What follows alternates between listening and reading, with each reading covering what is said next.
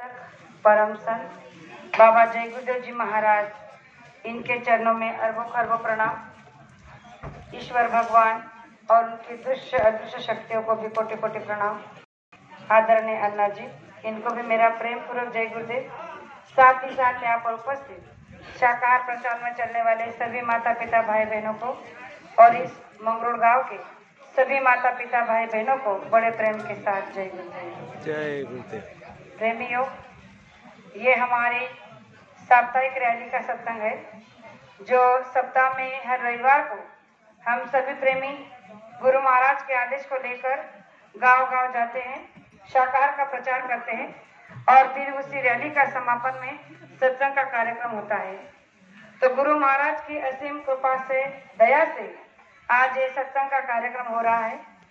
इसीलिए बाबा महाराज कि और कलयुग में अगर आपको पुरुष मिल चुके हैं तो आपको उनकी निष्ठा और निष्ठुर चाहिए।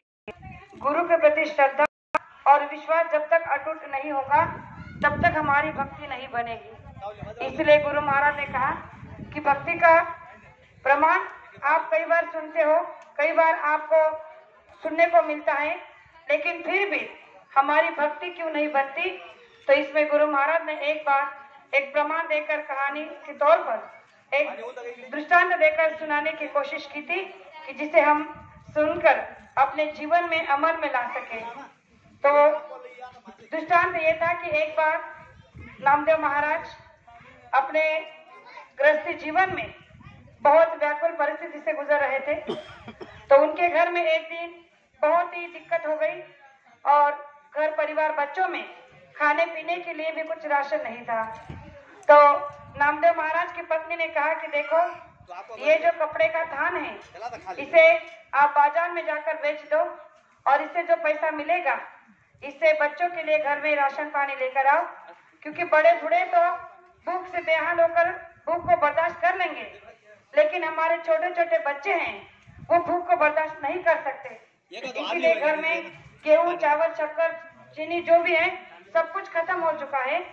इसीलिए आज इस थान को बाजार में बेच दो और इससे राशन लेकर आओ। तब नामदेव महाराज ने कहा कि जैसे ही प्रभु की मर्जी, अगर उसकी मर्जी होगी तो बिक जाएगा और मैं राशन लेकर आ जाऊंगा। तो जैसे घर से बाहर निकलने लगे तो उनकी पत्नी ने फिर से कहा कि देखो, मैं कुछ नहीं जानती, अगर कम दाम में भी आपको ये थान का कपड़ा बेचना पड़े तो भी बेच देना, लेकिन घर में राशन लेकर ही आना, क्योंकि बच्चे 2 दिन से भूखे हैं। तो उन्होंने फिर से कहा कि जैसे विठ्ठल की मर्जी, और घर से कपड़ा लेकर निकल गए। अब जाकर बाजार में बैठे तो आने जाने वाले गिराए उन्हें पूछते थे कि कपड़े की क्या कीमत है, कैसा है। सब देखकर परख करते थे, तारीफ करते थे, लेकिन खरीदता कोई नहीं था। तो ऐसे ही कुछ समय वहां बैठे रहे तो वहां पर एक उनके दुकान के पास एक फकीर आया और उस फकीर ने कहा कि क्या बेटा, तुम इस फकीर की कोई मदद करोगे? इतनी बड़ी ठंड में मेरे बदन पर कोई कपड़ा नहीं है, क्या तुम अपने इस कपड़े में से कोई कपड़ा मुझे बदन ढकने के लिए दोगे? अगर दोगे तो तुम्हें अल्लाह ताला खुश रखेगा, तुम्हारी हर मनोकामना को पूर्ण करेगा। अब नामदेव महाराज तो ठहरे परम भक्त, उन्होंने किसी बात का विचार नहीं किया और उस फकीर महात्मा से पूछा कि आपको कितना कपड़ा चाहिए। तब उन्होंने कहा कि मुझे 2 थान कपड़ा दे दो। अब जितना कपड़ा उसने मांगा था उतना ही कपड़ा उनके पास में था। अब नामदेव महाराज ने जो कपड़ा उन्होंने मांगा उस फकीर ने उतना गिनकर उन्हें दे दिया और उसका एक पैसा भी नहीं दिया, क्योंकि उस फकीर के पास में देने के लिए दुआएं के सिवा और कुछ नहीं था। अब उस कपड़े को बेच दिया। अब वो घर के लिए निकलने लगे तो पत्नी की बातें याद आने लगी। सोचने लगे कि पत्नी ने तो कहा है कि घर में राशन नहीं है, बच्चे भूख से बेहाल हैं, चाहे कम पैसे में क्यों ना हो इसे बेचकर आज घर में राशन लेकर ही आना। अब जो कपड़ा मैं बेचने के लिए लाया था वो तो मैंने मुफ्त में किसी महात्मा को दे दिया, अब ना उसका पैसा मिला ना कोई तो कीमत। अब मैं बाजार करूं तो कैसा करूं? अब इसी कश्मकश में वो जा रहे थे तो एक पेड़ के नीचे बैठ गए और भगवान विठ्ठल से प्रार्थना करने लगे कि देखो, अब मैं तुम्हारा सेवक हूँ और मैंने तुम्हारी ही मर्जी में रहना सीखा है। मैं जानता हूँ कि मेरा परिवार 2 दिन से भूखा है। उनके लिए अगर आज मैं राशन पानी घर लेकर नहीं गया तो पत्नी बच्चे सब नाराज हो जाएंगे। लेकिन मैं क्या करूँ? मैं तुम्हारे वचनों से भी तो बंधा हूँ। अगर कोई बेसहारा अगर मेरे सामने आ जाता है तो मैं उसकी मदद करे बगैर तो रहता नहीं हूँ। अब आपको जो करना है आप करिए। मुझे जो करना था मैंने कर दिया और उसी पेड़ के नीचे ध्यान में बैठ गए। अब इधर ध्यान में बैठ गए तो जिसको उन्होंने अर्जी लगाई थी अब उसको तो उसकी सुननी ही थी। इधर शाम होने को आई। पत्नी नामदेव महाराज का इंतजार कर रही है कि कब आएंगे, कब राशन पानी लेकर घर में आएंगे, कब बच्चों को खाना बनाकर खिलाऊंगी। तभी से दरवाजे पर आहट हुई। किसी ने दरवाजा खटखटाया और आवाज लगाई कि घर के अंदर कोई है। तो नामदेव महाराज की पत्नी ने आवाज लगाई। उन्हें लगा कि शायद शाम का समय है, कोई राहगीर, कोई भिखारी, कोई भीख मांगने आया होगा। तो उसने अंदर से आवाज लगाई कि भाई रुकिए जरा, देखती हूँ अगर घर में कुछ पड़ा होगा तो अवश्य आपको दूंगी। जैसे उन्होंने वो आवाज को सुना तो बाहर से भगवान खुद जो उनकी सेवा करने के लिए आए थे तो वो सोच में पड़ गए और कहने लगे मन ही मन कि कैसा परिवार है, कैसी पत्नी है। अरे घर में मैं जानता हूँ कि कुछ नहीं है, लेकिन फिर भी उसे लगा कि दरवाजे पर कोई मांगने आया है और इसलिए कह रहे कि ठहरिए, मैं देखती हूँ कि अगर घर में कुछ है तो आपको देती हूँ। तो उन्होंने कहा कि नहीं, आप केवल दरवाजा खोलिए, मैं कुछ देने के लिए आया हूँ, लेने के लिए नहीं। तो उन्होंने फिर से पूछा कि आपको किसने भेजा? तो उन्होंने कहा कि मुझे आपके पति ने, मेरे भगत ने भेजा है। तो जैसे ही उन्होंने दरवाजा खोला तो उन्होंने राशन अंदर घर में लाना शुरू कर दिया। अब इतना राशन घर में आ रहा है, गेहूं, चना, दाल, शक्कर, गुड़, मेवा, बर्फी, सब कुछ कि घर में रखने के लिए जगह नहीं। घर का सारा सामान बाहर कर दिया, फिर भी राशन अंदर आते ही जा रहा है। घर के बच्चे, बड़े बुजुर्ग बाहर आंगन में आकर बैठ गए, लेकिन फिर भी राशन जो है घर में आना बंद नहीं हो रहा है। तब उनकी पत्नी ने कहा कि यह सच में हमारे पति ने भेजा है, हमारे पति देव ने भेजा है। तब उन्होंने कहा कि हाँ, ये उन्हीं ने मुझसे कहा और इसीलिए मैं ये राशन लेकर आपके घर आया हूँ। तब क्योंकि बहनों का जो हृदय होता है बड़ा कोमल होता है, लेकिन थोड़ा सा उसमें मतलब और स्वार्थ भी होता है। तो नामदेव महाराज की पत्नी मन ही मन अपने पति को कोसने लगी, कहने लगी कि अरे कैसे मेरे पति है, कहा था कि थोड़ा राशन लेकर आना, अगर उसके कपड़े, उनके कपड़े को कुछ अच्छी कीमत दाम मिला था तो कुछ पैसे बचा लेते। इतना राशन लाने की क्या जरूरत थी, बाद में और राशन काम में आ जाता। बड़बड़ा करते रही, लेकिन जो राशन घर में आ रहा था उसे रखने के लिए जगह नहीं थी। तो उन्होंने कहा कि देखो भाई साहब, अब ये राशन तुम उनके आने के बाद ही घर में लाना, क्योंकि अब घर में रखने के लिए जगह नहीं है। तो कहने लगे कि अब शाम भी हो गई और मैं उनका इंतजार कर रही हूँ, उनका आने का कोई पता ठिकाना नहीं। तब भगवान ने उनसे कहा कि वो तो गांव के बाहर पेड़ के नीचे बैठे हैं। तब उनकी पत्नी ने कहा कि अरे जब इतना राशन घर में भेज दिया तो खुद आना था, अब वहां जाकर बैठ गए, अब मुझे कितनी परेशानी हो रही है, चलो जाकर उन्हें लेकर आते हैं।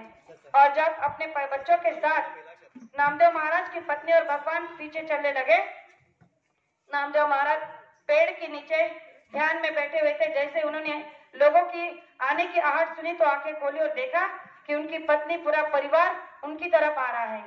अब उन्हें लगा कि सुबह से शाम हो गई और पत्नी ने तो कहा था कि घर में खाने पीने के लिए कुछ नहीं है और शाम से पहले बच्चों के लिए घर में राशन पानी लेकर आना, और मैंने तो आज ना ही कपड़ा बेचा ना कुछ पैसा मिला और मैं राशन लेकर जाऊं तो कैसे? तो ये शायद मेरे लिए, मेरे पास अपना झगड़ा करने के लिए आ रही है, बच्चों के बारे में शिकायत करने के लिए आ रही है। अब जैसे ही वो पास पहुंची और नामदेव महाराज उनसे कुछ कहते, उससे पहले ही उनकी पत्नी बोलना शुरू हो गया। कहने लगी कि अरे इतना राशन थोड़ी लाने के लिए कहा था, अगर आपके कपड़े को अच्छा दाम मिला था, किसी साहूकार ने, किसी सरकार ने अगर अच्छे दामों में खरीदा था तो कुछ थोड़े पैसे बचा लेते, इतने सारे पैसों का राशन लाने की क्या जरूरत थी। जैसे ही वो बोलना शुरू कर दिया तो नामदेव महाराज मन ही मन समझ गए कि ये क्या हो रहा है और ये क्यों हो रहा है। तब उन्होंने कहा कि तुमने ये कपड़ा किसे बेचा था? तब उन्होंने कहा कि कोई था एक सरकार जिसे बड़े ऊंचे दाम में मेरे से खरीद लिया है। तब उनकी पत्नी ने कहा अरे जब इतनी ऊंची दाम आपको मिला था तो क्या आपको थोड़ा पैसा बचाना नहीं आता? अगर बचा लेते तो बाद में काम आ आता। तब उन्होंने कहा कि देखो, मेरा जो सरकार है उसकी देने की रीति अलग है, मैं उससे मांगना नहीं जानता, लेकिन जब वो देना शुरू कर देता है तो हर कोई संसार का लेने वाला शर्मसार हो जाता है या थक जाता है, लेकिन वो देते देते रुकता नहीं है और थकता नहीं है। ऐसे ही मेरे जो सरकार है, जिससे मैंने दुहार लगाई थी, जिससे मैंने विनती प्रार्थना की थी कि मेरे बच्चों के लिए 2 समय का खाना दे देना, अब देखो उसकी देने की रीत कैसी है, तो मैं उसकी भक्ति को नहीं जानता। प्रेमियों, ये बात नामदेव महाराज ने अपनी भक्ति में प्रमाण के लिए हमारे आपके लिए सिद्ध किया है कि अगर हम अपने गुरु के प्रति इतनी निष्ठावान और दृढ़ भक्ति के रहेंगे तो हमारे मुसीबत में, दुख तकलीफ में, हमारी समस्याओं को रखने के से पहले ही वो हमारे सारे समस्याओं को दूर ना कर दे तो बाबा जी को बाबा जी मत कहना। लेकिन हमारे आपकी कमियां हमें आगे बढ़ने ही नहीं देती, हमारे अंदर के विकार हमें आगे बढ़ने ही नहीं देते और इसीलिए हमारी भक्ति कहीं ना कहीं कम पड़ जाती है। प्रेमियों, गुरु महाराज ने तो कहा कि आप एक बार मांग करके देखो, अगर आप 1 गिलास पानी पिलाते हो तो मैं दुगना आपको कर देता हूँ, यही मेरा देने का रिवाज है। लेकिन देने के लिए मैं जब आता हूँ तो आपकी झोली हमेशा फटी हुई रहती है। तो हमारी झोली किस तरह से फटी हुई रहती है? हमारे अंदर में जो अवगुण है, जो द्वेष है, एक दूसरे के प्रति ईर्ष्या मत्सर है, उन्हीं से हमारा सारा ये मनुष्य रूपी मंदिर जो है गंदा करके रखा है। तो गुरु महाराज ने कहा कि जब तक अंदर के अवगुणों को नहीं साफ करोगे, जब तक अंदर के अहंकार को नहीं मिटाओगे, तब तक भक्ति का लवलेश आपके अंदर नहीं आएगा, भक्ति का सार आपके अंदर नहीं आएगा।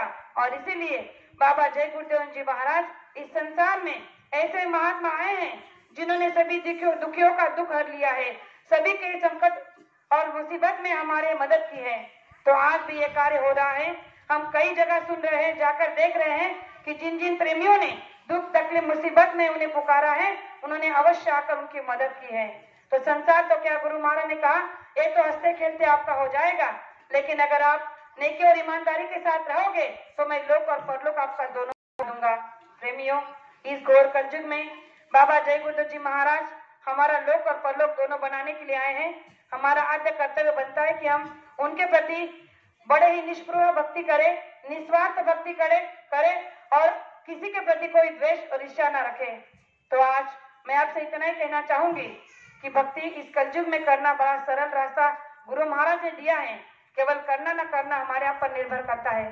तो गुरु महाराज से मैं आप सभी की तरफ से यही प्रार्थना करूंगी कि हर दिन प्रतिपल जब हम आपसे साधना में दया की भीख मांगते हैं तो इस दया को बरकरार रखना और हमारे अंदर में हमेशा सद्बुद्धि का ही संचार करते रहना, क्योंकि आगे सभी को बड़े सद्बुद्धि की जरूरत आने वाली है।